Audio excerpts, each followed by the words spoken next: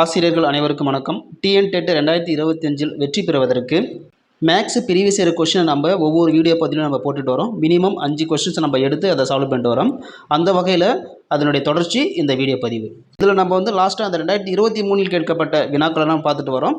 16வது question, பின்வரும் பக்க அளவுகளை கொண்டு எந்த அளவிற்கு முக்கோணம் அமைக்க இயலும்? டெட்டை பொறுத்த அளவுக்கு எந்த நீ கொஸ்டின் எடுத்தனாலும் இந்த முக்கோணம் செங்கோணம் முக்கோணம் கணக்கு கண்டிப்பாக இருக்கும். அதனால் இந்த முக்கோணத்தினுடைய ப்ராப்பர்ட்டிஸ் எல்லாத்தையும் தெரிஞ்சுங்க. சரி, இந்த கணக்கை பொறுத்தளவுக்கு என்னன்னா, முக்கோணத்தினுடைய 3 பக்க அளவு கொடுத்துக்கிறாங்க. இப்போ முக்கோணம் 3 பக்கம் அப்படின்னாக்கா இதை நம்ம ABCன்னு சொல்லிட்டு 3 பக்கம் எடுத்துப்போம்.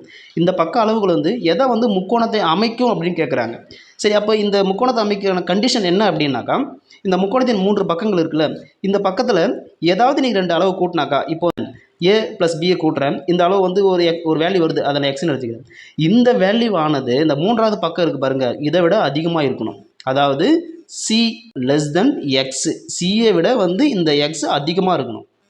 அப்படி இருந்துச்சுனாக்கா அந்த 3 மதிப்புகளும் ஒரு முக்கோணத்தை அமைக்கும். சரி, இப்போ இந்த அளவில் நம்ம எடுத்து செக் பண்ணலாம். ஃபர்ஸ்ட் ஆப்ஷன் A1 செக் பண்ணோம்னாக்கா கொடுத்துக்கிற வேல்யூ என்னது 9, 4, 5. இப்போ இதில் மிகச்சிறிய வேல்யூ 2 வேல்யூ நம்ம ஆட் பண்ணுறோம். இந்த 4, 5 நம்ம ஆட் பண்ணும்போது 9ன்னு வருது. நல்லா புரிஞ்சுங்க. C x நான் சொன்னேன். அதாவது அந்த 3வது பக்கத்தை விட கூட்டின மதிப்பு அதிகமாக இருக்கணும், ஈக்குவலாக வரக்கூடாது. இங்கே ஈக்குவலாக வருது. அப்போ என்ன அப்படின்னாக்கா இது முக்கோணத்தை அமைக்காது. எது A1 முக்கோணத்தை அமைக்காது. சரி, அடுத்தது 2வது ஆப்ஷன் செக் பண்ணுவோம். கொடுத்துக்கிற வேல்யூ பாருங்கள் 8, 3, 4ன்னு கொடுத்துக்கிறாங்க. இப்போ இது ரெண்டுத்தையும் ஆட் பண்ண பார்த்தீங்கன்னாக்கா 7ன்னு வருதுல்ல. அப்போ 7 நம்ம என்ன சொன்னோம், கூட்டின மதிப்பு 3வது பக்கத்தோட அதிகமாக இருக்கணும். அப்போ 3வது பக்கத்தோட குறைவாக இருக்குது. அப்போ A2 அதாவது 2வது ஆப்ஷனும் முக்கோணத்தை அமைக்காது. 3வது ஆப்ஷன் பாருங்கள் 7, 10, 5ன்னு இருக்குது. இப்போ இந்த 2 வேல்யூ சின்ன வேல்யூ, இந்த 7, 5 நம்ம ஆட் பண்ணுறோம், 12ன்னு வருது. இங்கே பாருங்கள், இந்த 12ஆனது கொடுக்கப்பட்ட அந்த 3வது பக்கத்தோட அதிகமாக இருக்கா அப்படின்னாக்கா நிச்சயமாக இந்த கொடுக்கப்பட்ட இந்த வேல்யூகள் ஒரு முக்கோணத்தின் பக்கங்களாக அமைக்க இயலும். லாஸ்ட் ஆப்ஷன் பார்த்தோம் அப்படின்னாக்கா 6.2, 1.3, 3.5ன்னு இருக்குது. இந்த 2 வேல்யூ எது ஆட் பண்ணலாம்? இது 2 ஆட் பண்ணுங்கள். 1.3, 3.5 என்ன வரும்? 4.8 தான் வரும். கம்மியாக தான் வருது, புரியுதுங்களா? அதாவது 3வது பக்கத்தோட இது கம்மியாக தான் வருது. அப்போ இதுவும் முக்கோணத்தை அமைக்க இயலாது. அப்போ இதுக்கான கரெக்டான ஆன்சர் என்னது? A3. 7, 10, 5 தான் முக்கோணத்தை அமைக்கும் ஒரு பக்கங்கள். இங்கே பாருங்கள், இப்போ நடத்தின இந்த சம்முக்கு நம்ம தெளிவாக விளக்கத்தை நம்ம இது கொடுத்துருக்குறோம். பார்த்தீங்கன்னாக்கா A3 தான் இதுக்கான சரியான ஆன்சர். என்ன காரணம் அப்படின்னாக்கா, ஏதேனும் இரு பக்கங்களின் கூடுதல் 3வது பக்கத்தை விட அதிகமாக இருக்க வேண்டும். இந்த நிபந்தனை இருந்தால் தான் அது ஒரு முக்கோணத்தின் 3 பக்கங்களாக இருக்க முடியும். நம்மிடம் டெட் பேப்பர் 2க்கான mathematics previous year question bank நம்மளோட அவைலபிளாக இருக்குது. இது எப்படி இருக்கும் அப்படின்னாக்கா, எல்லா கொஷின்ஸுக்குமே உங்களுக்கு ஒர்க் அவுட் பண்ணி இருக்கும். இதை பார்த்தீங்க அப்படின்னாக்கா பார்ட் 1 பார்ட் 2 2 புக்லெட் இருக்கும். இந்த பார்ட் 1 அப்படின்னாக்கா 2012லேருந்து 19 வரைக்கும் வினா அதனுடைய விடைகள் உங்களுக்கு இதில் கொடுக்கப்பட்டிருக்கும்.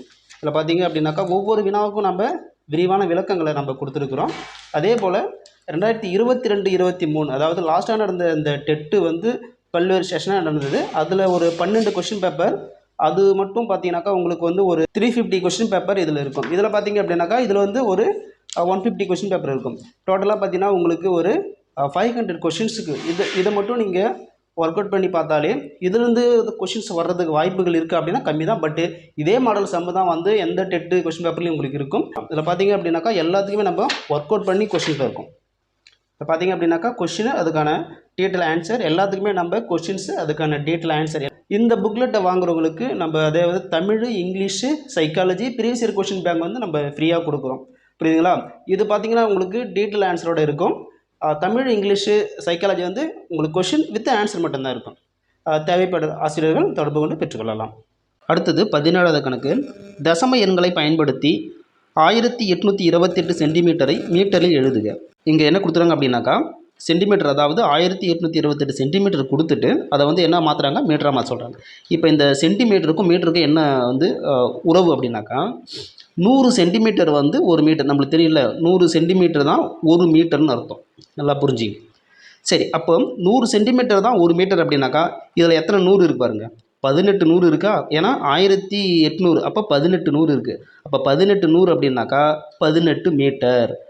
அப்போ மீதி உள்ளதை புள்ளி வச்சுக்க வேண்டியது. அப்போ 28. அப்போ 18.28 மீட்டர், அதுதான் இதுக்கான ஆன்சர். இது உங்களுக்கு கிளியராக புரிஞ்சிருக்கும் நினைக்கிறேன். சப்போஸ் இதுவும் உங்களுக்குனாக்கா இப்போ கொடுக்கப்பட்டது 1828, இது சென்டிமீட்டரில் கொடுத்துருக்குறாங்க.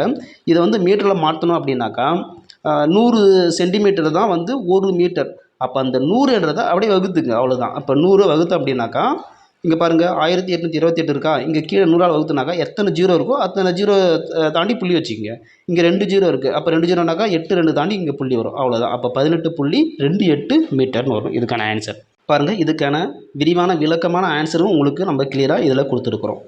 18. ஒரு சிறுவனின் சகோதரியின் வயது அச்சிறுவனின் வயதைப் போல் 5 மடங்காகும். 4 ஆண்டுகளுக்கு பிறகு அவளின் வயது அச்சிறுவனின் வயதைப் போல் 3 மடங்கு எனில் அவர்களின் தற்போதைய வயதுகள் என்ன? இது மாதிரி வயது கணக்குகள் கொடுத்தானாக்கா கண்டிப்பாக நீங்கள் கொஸ்டினை வந்து கொஞ்சம் கேர்ஃபுல்லாக படிக்கணும். மெயின் பாயிண்ட் என்ன அப்படின்னாக்கா, ஒரு சிறுவன் அவங்களுடைய சகோதரி, அந்த சிறுவன் வயதை போல் எத்தனை மடங்கு, 5 மடங்கு வந்து அதிகம் அந்த அவங்களுடைய சகோதரிக்கு, கண்டிப்பாக அவங்க அக்காவாக தான் இருக்கணும். அப்போ நம்ம சிறுவன் வயதும் தெரியாது, அக்கா வயதும் தெரியாது. இப்போ நம்ம எப்படி எடுத்துக்கணும்னாக்கா, சிறுவன் வயது நம்மளுக்கு தெரியாது ஃபஸ்ட்டுனாக்கா அதை எக்ஸ்ன்னு எடுத்துக்கும். கிவன் டேட்டா என்ன கொடுத்துருக்காங்கனாக்கா, அவங்களுடைய அக்காவின் வயது எப்படி இருக்குனாக்கா அந்த சிறுவனின் வயதை போல் 5 மடங்காம். இப்போ நம்ம சிறுவன் வயது வந்து எக்ஸ்ன்னு எடுத்துட்டோம் அப்படின்னாக்கா அவங்க அக்காவின் வயது என்னவாக இருக்கும், 5x. இது வந்து கொடுத்துரு. இது இப்போ நம்ம எக்ஸை கண்டுபிடிச்சினா 2 வயதும் தெரிஞ்சிடும். சரி, எக்ஸை கண்டுபிடிக்கிறதுக்கு வேறு என்ன டேட்டா கொடுத்துட்டாங்க அப்படின்னாக்கா 4 ஆண்டுகளுக்கு பிறகு, அதாவது இந்த பிறகு முன்புன்னு சொல்லுவாங்க. பிறகு அப்படின்னாக்கா எத்தனை ஆண்டோ அதை கூட்டணும், முன்பு அப்படின்னாக்கா அதை கழிக்கணும். இங்கே பிறகுன்னு சொல்கிறாங்க. எத்தனை ஆண்டுகள், 4 ஆண்டுகள். 4 ஆண்டுகளுக்கு பிறகு அவளின் வயது அச்சிறுவனின் வயதை போல் 3 மடங்கு எனில், அதாவது 4 ஆண்டாம். 4 ஆண்டு அப்படின்னாக்கா பையனுக்கும் 4 ஆண்டு ஆகுது, ப்ளஸுக்கு அதே போல் அவங்க அக்காவுக்கும் எக்ஸ், அதாவது 4 ஆண்டு கூடுது. 4 ஆண்டுகளுக்கு பிறகு அவங்க அக்காவுடைய வயது என்னவா இருக்குது அப்படின்னாக்கா அந்த சிறுவனின் வயது இருக்கு பாருங்க, x+4, எல்லாமே 2 பேருக்குமே 4 ஆண்டு கூடுதில்ல. அந்த x+4 எத்தனை மடங்குனா 3 மடங்காக இருக்குதான். இப்போ இந்த சமன்பாடை பயன்படுத்தினாக்கா நம்ம ஈஸியாக எக்ஸை கண்டுபிடிச்சிடலாம். அந்த சிறுவன் வயசும் கண்டுபிடிச்சிடலாம், அவங்க அக்கா வயசும் கண்டுபிடிச்சிடலாம். நம்ம இந்த சமன்பாடு எடுத்துக்கிறோம். இந்த சமன்பாட்டை இந்த 3 மட்டும் உள்ளே பெருக்கலாம். அப்போ ஏற்கனவே என்ன இருக்குது, 5x+4 என்னாண்டு இருக்குது. இந்த 3 உள்ளே பெருக்குனாக்கா 3x+3 12 வரும். அப்போ தேர்ஃபோர் இந்த 3x நம்ம என்னென்ன கொண்டு வந்துடலாம். இப்போ ஏற்கனவே இங்கே 5xன்னு இருக்கா, இங்கே 3x என்னென்ன வந்துச்சுனாக்கா -3xன்னு வரும். ஏற்கனவே இந்த 4 அண்ணன் கொண்டு போனாக்கா ஏற்கனவே இங்கே 12 இருக்குது, இங்கே 4 போயிடுச்சுன்னா -4ன்னு வந்துடும். இப்போ 5xல் 3x கழிச்சுனாக்கா மீதி எத்தனை x வரும், 2xன்னு வரும். இங்கே 12ல் 4 கழிச்சுனாக்கா இங்கே 8ன்னு வரும். அப்போ தேர்ஃபோர் நம்மளுக்கு தேவை x அப்படின்னாக்கா இந்த 2 பெருக்களுக்கு என்னென்ன பண்ணால் வகுத்தல், அப்போ 8/2ன்னு வந்துடும். அப்போ 2 2 4 2 8. அப்போ தேர்ஃபோர் எக்ஸ் தான் அந்த சிறுவன். அப்போ அந்த சிறுவன் வயது 4 அப்படின்னாக்கா அவங்க அக்காவின் எத்தனை மடங்கு, 5 மடங்கு, அதாவது 5x. அப்போ 5 20. இங்கே பாருங்கள், இதுக்கான தெளிவான விளக்கத்தை நம்ம கொடுத்துருக்குறோம். ஒவ்வொரு கொஸ்டினுக்கும் நம்ம விளக்கம் கொடுத்துருக்குறோம். அடுத்தது 20வது கணக்கு. 2 ஈரிலக்க எண்களின் பெருக்கல் பலன் 300, அவற்றின் மீப்பே காரணி 5 எனில் அந்த எண்கள். அதாவது ஏதோ ரெண்டு எண்கள், அந்த 2 எண்களுடைய பெருக்கல் பலன் எவ்வளோன்னு கொடுத்துருக்காங்க, 300ன்னு கொடுத்துருக்குறாங்க. அந்த 2 எண்களுடைய HCF, அதாவது மீப்பெரும் காரணி 5. HCF என்னாலும் GCDனாலும் 2 ஒன்று தான். முதல்ல HCF என்னன்னு நம்மளுக்கு தெரிஞ்சிடணும். ஏன்னா வந்து 2 எண்களை பெருக்குனா 300 வரும்னு கொடுத்துட்டாங்க, 4மே 300 வருது. நம்ம HCF மட்டும்தான் கண்டுபிடிக்கும். இப்போ ஃபஸ்ட்டு ஆப்ஷன் எடுத்துக்கிறோம். இப்போ A1 பார்த்தீங்கன்னாக்கா 20,15ன்னு கொடுத்துக்கிறாங்க. அது என்ன சார் HCF அப்படின்னாக்கா ஹையஸ்ட் காமன் ஃபேக்டர், அதாவது உயர்ந்தபட்ச காரணி, ரெண்டுத்துக்கும் பொதுவான காரணி காமன் ஃபேக்டர். இப்போ 20க்கு என்னென்ன காரணிகள் வரும், 1ஆல் இதை வந்து வகுக்கலாம், 2ஆலையும் வகுக்கலாம், 3ஆல் வகுக்க முடியாது, 4ஆல் வகுக்கலாம், 5ஆல் வகுக்கலாம், அடுத்து 6 7 8 எதுவும் வராது, அடுத்தது 10 தான் வரும். இப்போ 15க்கு பார்த்தோம் அப்படின்னாக்கா 1ஆல் வகுக்கலாம், 2 வகுக்க முடியாது, 3ஆல் வகுக்கலாம், அடுத்தது 5, அவ்வளோதான், இதுதான் வகுக்க முடியும். இப்போ இந்த 2 காரணி இருக்குது பாருங்கள், இந்த 2 காரணியில் காமனாக என்னென்ன காரணி இருக்குது, 1 இருக்கா, 1, அடுத்தது எது இருக்குது, 5. இப்போ 2 தான் காமன் ஃபேக்டர். இதில் ஹையஸ்ட் எது அப்படின்னா 5 தான்.